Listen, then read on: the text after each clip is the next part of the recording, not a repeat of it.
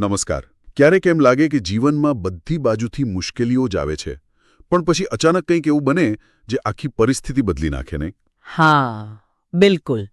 ભાગ્ય ક્યારે પલટાય કહેવાય નહીં. આજે આપણે એવી જ એક કાલ્પનિક વાર્તા રૂખી, બચપણની સહનશક્તિ અને બદલાયેલું ભાગ્ય એના એક ભાગ પર ઊંડાણપૂર્વક વાત કરીશું. બરાબર. અને આ ચર્ચાનો મુખ્ય હેતુ છે રૂખીના પિતા મણિભાઈ એમના જીવનના એક મહત્વના વળાંકને સમજવાનો. હા, એમના પત્ની મતલબ રૂખીના બા ગુજરી ગયા અને માથે 4 નાના બાળકોની જવાબદારી. એ પોતે દરજી કામ કરે, પણ આવક સાધારણ. એટલે ઘર ચલાવવું, બાળકોને સાચવવા બહુ અઘરું. સાચી વાત છે. સ્ત્રોતમાં પણ લખ્યું છે કે બાળકો તો જાણે મા વગરના નિરાધાર બની ગયા હતા. હા, અને પિતાજી ખૂબ જ દુઃખી હતા. એમના પર જે ભાવનાત્મક બોજ હશે એની તો કલ્પના જ કરવી રહી. ખરેખર. અને આ ખાલી એમની અંગત તકલીફ નહોતી. જો આપણે એ સમયના સમાજને જોઈએ તો પુરુષ માટે પત્ની વગર આટલા નાના બાળકોને એકલા હાથે ઉછેરવા એ બહુ મોટો પડકાર હતો.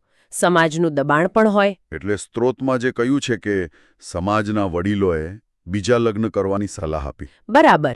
એ સલાહ કદાચ સહાનુભૂતિથી આપી હોય, પણ એ સમયની વાસ્તવિકતા પણ હતી. પણ વ્યવહારિક રીતે જોઈએ તો શું 4 બાળકોની જવાબદારી હોય, આવક ઓછી હોય, એવા વિદુર સાથે કોણ સહેલાઈથી લગ્ન કરવા તૈયાર થાય એ પણ એક મોટો પ્રશ્ન હતો. હા, એ વાત પણ સાચી. એટલે બધી બાજુથી મુશ્કેલી હતી. પણ પછી વાર્તામાં એક વળાંક આવ્યો. સરકારે એમના ગામમાં સરકારી દવાખાનું બનાવવાનું નક્કી કર્યું. અચ્છા, આ તો ગામ માટે બહુ સારા સમાચાર કહેવાય. હા, પણ વાત અહીં જ ન અટકી. પેલું કલેક્ટર સાહેબ જાતે આવ્યા જગ્યા જોવા. ઓહ, ગામ માટે તો આ મોટી વાત હતી, પણ મણિભાઈ માટે એમને તો કલ્પના પણ નહીં હોય. ન, બિલકુલ નહીં. એટલે જ જ્યારે સરપંચ મૂળજીભાઈ પટેલે એમને પંચાયતમાં બોલાવ્યા ત્યારે મણિભાઈ તો ડરી ગયા. સ્ત્રોત કહે છે મણિભાઈ ગભરાઈ ગયા. એમને થયું કે વળી શું નવી ઉપાધિ આવી. સમજાયું છે. પણ આ તો ઉપાધિ નહોતી, આ તો તક હતી. હા. સરપંચે જ્યારે કહ્યું કે ભાઈ આપનું એક કામ પડ્યું છે અને પછી દવાખાના માટે જમીનની વાત કરી, ત્યારે મણિભાઈ શું વિચારતા હશે? એ જ સ્ત્રોત બહુ સરસ રીતે વર્ણવે છે. એમના મનમાં તરત વિચારો આવ્યા.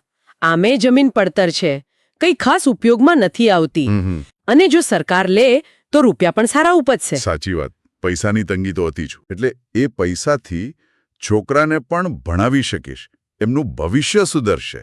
અને બીજો પણ એક વિચાર એમને આવ્યો હશે ને? હા, કે આ તો ગામ માટે સારું કામ છે, પુણ્યનું કામ પણ થશે. બરાબર. એટલે વ્યક્તિગત ફાયદો પણ ખરો અને ગામનું ભલું પણ થાય. એટલે આટલા બધા સારા પાસા જોઈને એમણે વિચારવામાં વધુ સમય ન લીધો. તરત જ હા પાડી દીધી. આ નિર્ણય બહુ મહત્વનો છે.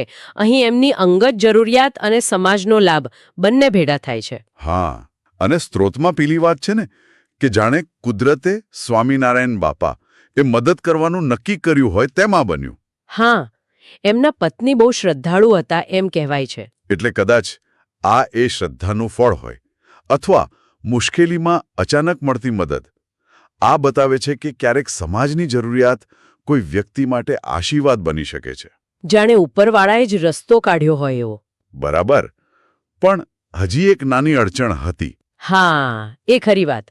મણિભાઈએ હા તો પાડી, પણ પછી તરત સરપંચને કહ્યું. શું કહ્યું? એમણે કહ્યું, સરપંચ સાહેબ, આ જમીન અમારે 3 ભાઈઓની સૈયારી છે. ઓહ, એટલે માલિકી સંયુક્ત હતી. હા, એટલે બંને ભાઈઓને પૂછવું પડશે. એટલે મણિભાઈ ભલે રાજી હતા અને ગામનું હિત પણ હતું, પણ પારિવારિક સંમતિ જરૂરી હતી. બરાબર.